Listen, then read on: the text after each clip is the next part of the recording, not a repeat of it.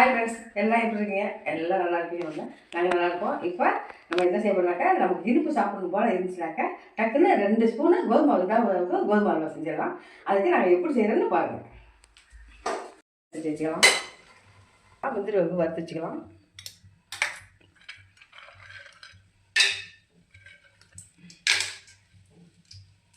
போட்டுக்கலாம், 2 தண்ணி ஊற்றி கரைச்சிக்கலாம்.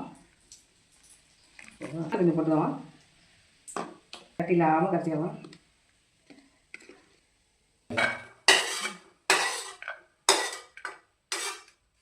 அதுலேயே இந்த கரைச்சி வச்ச கோதுமாவை சிம்மில் வச்சுட்டு வச்சுக்கிட்டேன்.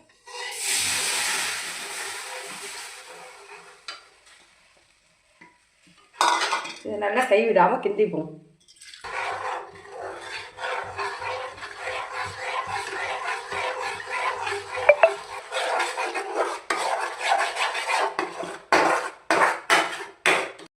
மாவு போட்டுக்கோம்பா, 4 ஸ்பூன் சீனி போட்டுக்கோங்க. 1 2 3 4 ஸ்பூன் இதில் போட்டுங்க. பக்கத்தில் மெல்ட்டாவை 4 ஸ்பூன் போட்டு வச்சுங்க.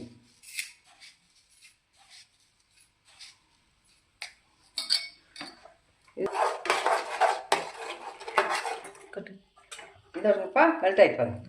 கலர்லாம் ஒன்றுமே நீங்கள் போட வரக்கூடாது. இந்த கலரு நமக்கு போதுமானது. இதை மெல்ட் ஆகிட்டு ஊற்றலாமா?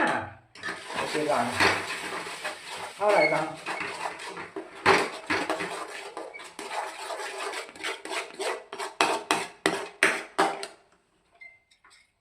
இப்போ நெய் ஊற்றிங்க, கொஞ்சம் கொஞ்சமாக ஊற்றி கிண்டுங்க.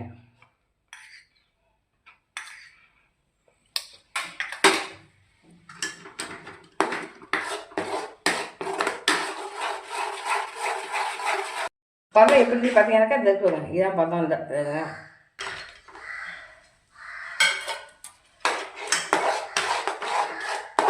2 ஸ்பூனு கோதுமாவில் 5 பேர் சாப்பிடலாம். அந்த அல்வா ரெடி.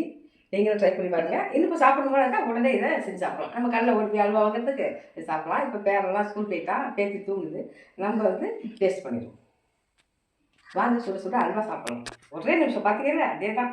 அந்த திங்காய் எப்படி வந்து நான் மறுபோம் சுடுது சுடுது சுட சுட அல்வா. கடையில் வாங்க ஆறு போய் சாப்பிடுவோம். நம்ம வீட்டில் சுட சுட வாங்கிடுவாங்க. எப்படி வந்து நல்லா டேஸ்ட்டாக இருக்கும். ஈஸியான மெத்தட் தான் இது. நல்ல ஊற்ற நெய் எல்லாமே செம்ம டேஸ்ட்டாக இருக்குது. கோதுமை மாதிரியே தெரியல, மாவு மாதிரி தெரியல, அவ்வளோ டேஸ்ட்டாக இருக்குது. ட்ரை பண்ணி சின்ன பிள்ளைங்களுக்கு கொடுங்க. அல்வா கேட்டால் டக்குனு செஞ்சு கொடுத்துருங்க. வாங்க அல்வா சாப்பிடலாம். அடுத்த வீடியோவில் பார்க்கலாம். தேங்க்யூ.